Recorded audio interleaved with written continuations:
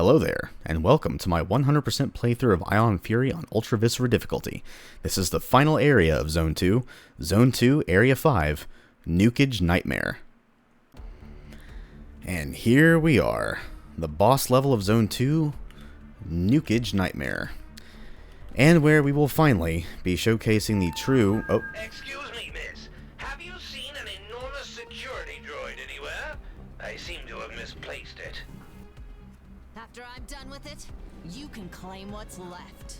Ooh, foreshadowing. I'll just take some pizza first. Yum, yum, yum.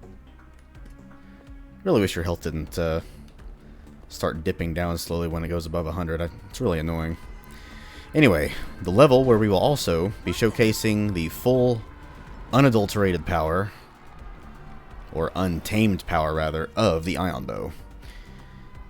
We're very close. Now, before we go fight the boss, we have one secret to get, and it is just... Well, it's inside this store. It's another branch of color code, like from the mall. Oh, hey, look. Duke Nukem uniform. But to get inside, we just gotta bash this here trash bag and trash can, and then go inside the vent. And here we are. And a little Easter egg. I dedicate all my work... Fizzing sounds annoying. I dedicate all my work on this game to my beautiful daughters Leia and Serena. And to you over there. Enjoy the rest of the game. Devox.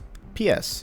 Here's Leia's little plush shark. So, Leia and Serena is... Yeah, this Davox or Devox, however it's pronounced.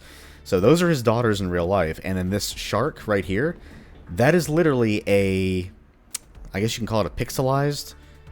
or a pixelated, whatever. It is a pixelated version of her real life plush shark that looks just like that. So he took like a picture of it, and I guess scanned an image to his computer, and then just made it all pixely and put it in the game. I thought that was pretty cute.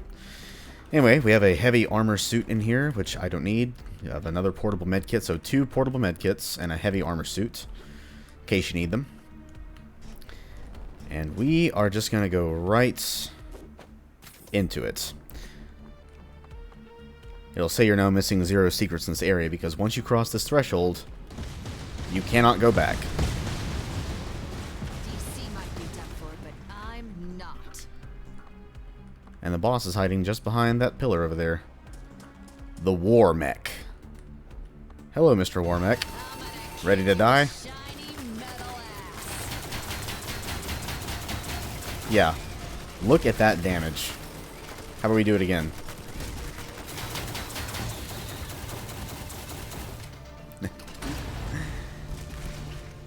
Yeah. So, now that we have time, you have a lot of enemies spawn in around you while fighting the Warmech, but as soon as you destroy the Warmech itself, all the enemies die that spawned in with it. Kind of weird, but it works. And, look at our prize. The chain gun. Oh, hell yes. So the chain gun has, of course, its main mode, which spins up the barrels, then fires. And then the alt fire spins the barrels, it pre-spins them, I guess you could say. So you don't have to hold down the main trigger to do everything. So just hold these down, so the barrels are already spinning, and then fire it with the main trigger. And it fires 2 bullets per shot, so this thing will absolutely murder your ammo supply if you're not careful. But it is super, super powerful, and we will be demonstrating the full power of it in a short amount of time as well. But I don't really think we have to fish around for supplies here too much. Go ahead and restock on some ammo. Why not? Go ahead and reload all of my reloadable weapons.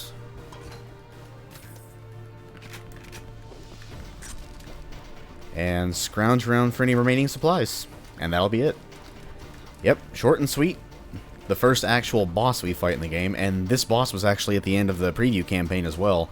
And what's funny is when you destroyed the Warmech, Shelly automatically picked up the chain gun. You didn't actually see the chain gun's model, spinning on the ground. It just instantly teleported into her hands somehow. And then as soon as you picked it up, the campaign ended right there. You couldn't, go over there, which is where you're supposed to go now to end the zone. It just ended by itself. Kind of weird, but anyway, There's no other enemies. Warmech is dead. The one and only secret is found. All 25 secrets located. All 540 kills obtained. Go ahead and grab some armor shards here, because at least your armor doesn't start reducing itself when it gets above 100. Oh, a few more trash bags over here. And that's it. We're out of here.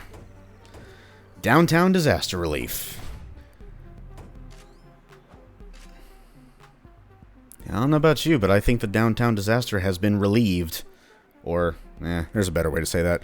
I think downtown has been relieved of this disaster, at least to an extent. They already destroyed it, but we destroyed the destroyers, so yay.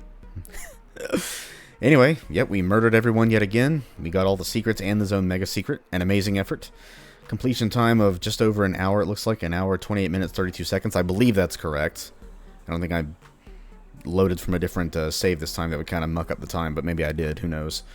And, yep, outstanding. Ready for more? Get psyched yet again. But that is Zone 2, Downtown Disaster Relief. Overall, you know, I think it's actually not quite as difficult as Zone 1 in some aspects. Like, some parts in Zone 1's areas, or some of the areas, especially like Cultural Divide and Fan Service, could be pretty tricky.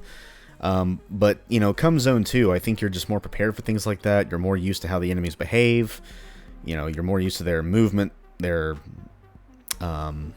paths, their, well, yeah, just their pathing, their behavior, when they're going to attack you, what they attack you with, all that good stuff. So you're a lot more well prepared for things like that. But the environment's much more forgiving. There's not as many instant death pits, if any at all, in this zone. But overall, definitely more fun, if not quite as difficult as Zone 1 in some aspects. But yeah, so map by map analysis. Abandonment issues, Area 1. Fun. Probably, I would say my least favorite map of the zone, aside from I don't really count the boss fight map because it's just one big area with a boss fight, not really much of a map, you know. More or less a continuation of DC Meltdown. But, so yeah, I'm not going to include the boss levels in the map-by-map analysis here at the end of each of these zones. So, abandonment issues, pretty fun. Not a whole lot of variety in terms of environment. You're basically spending the entirety of the map inside the headquarters, where the barracks are, and other types of rooms. You go from one building to a little warehouse that stores a tank, and then you're going into the service tunnel that leads into the next level. So, fun.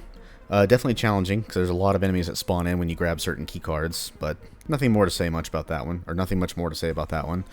Alphabet Soup, Area 2. Second favorite map, by far. Much more varied in terms of environments. Yeah, I mean, like I said, you go through like a parking lot / helipad, control room, briefing room, a war room, a shooting range, a control room, and then the main, I guess it's like a main reactor. Well, the main core, yeah. Not really a reactor, but, well, yeah, reactor core. Makes sense. So, yeah, there's tons of different rooms to go through there. Really good fights, really well-placed enemies. Nothing too cheap. You got a shooting range, which is always fun to go through. Definitely can be a fun little objective to try to beat your best time, if you so desire. So yeah, that's a very fun level overall. Defense Farce, the next area, Area 3, which was the first area, well yeah, the first area, map, whatever. By the way, if I say map or level, you know, area, map, level, same thing. They're interchangeable as far as I'm concerned. I'm not gonna stress myself over it too much. But Defense Farce, nice level, short, very short. Like I said, they wanted to keep it the same way as it was in the preview campaign. They didn't want to make it shorter or longer, didn't want to change too much about it, which I think is fine. You know, they wanted to keep it simple, which they did. Other than me fumbling around for that second secret when I was jumping on the wrong side of the upper platforms, it was a fun level overall. Just nice, quick run-and-gun action, some minor platforming to get the secrets, and that's pretty much it there. And then we come to the biggest, baddest, and, in my opinion, best map of Zone 2, DC Meltdown, formerly known as Washington Wasteland. So, literally, the rest of the level was kept largely the same from what I can remember. The mall was not available to explore in the preview campaign. I think the red key door area was also, I think it was in a different spot. And then the area after the red key door was also different in the final cut of the game than it was in the preview campaign. So, yeah, some minor differences, some major differences, but all done for the better, especially the mall. Love that mall. Very well designed. It looks like an actual mall, like you would go inside and chill out in and shop in and eat at and all that good stuff. You know, back when malls were still a thing. You know, back when 80s and 90s, early thousands, when malls were the hotness. You know, the place to go for teenagers especially. I know I did a lot in my high school years. But yeah, you got that big downtown parking lot, the mall area, just that whole map is amazing. Yeah, there is a bit of excessive platforming when it comes to getting the secrets. That's really the only gripe I have about that map. But other than that, amazing. Love that map. Love playing through it. And my final run was definitely a lot better than my practice run. I was taking way too many hits from Deacons and Grenadier Liberators. So, yep, definitely a better run there. And that's all for Zone 2. Definitely a very fun zone overall. Better than Zone 1 in my opinion. Zone 3, I don't have a very good memory of what all the areas look like off the top of my head. I'll have to look through them again, kind of peek through the maps on the wiki probably, and be like, oh yeah, I recognize this map now. But I'll have a much better idea of it once I play through all the maps again. Levels, maps, areas, whatever. You know what I mean. But that will come later. So this was Zone 2. Hope you guys enjoyed it. Hope you enjoyed seeing the absolute monstrous untamed power of the Ion Bow's alt fire. Just overcharge it and let it just go crazy. I mean, we took out a boss in 2 volleys. That's insane. Yeah, it does chew through ammo, but you get plenty of quivers from greater cultists and pickups anyway, so it's not really that much of a loss. I can just about guarantee we'll be maxed out on Ion Bow bolts once again by the end of the first or second map of Zone 3, so I wouldn't stress over it too much. And besides, you still have plenty of shots. You can headshot enemies, kill them in one shot anyway. So, a minor expenditure. Nothing too bad at all. But yeah, that was Zone 2. Hope you guys enjoyed it, and I will see you again for Zone 3 and beyond. So until that time comes, bye-bye.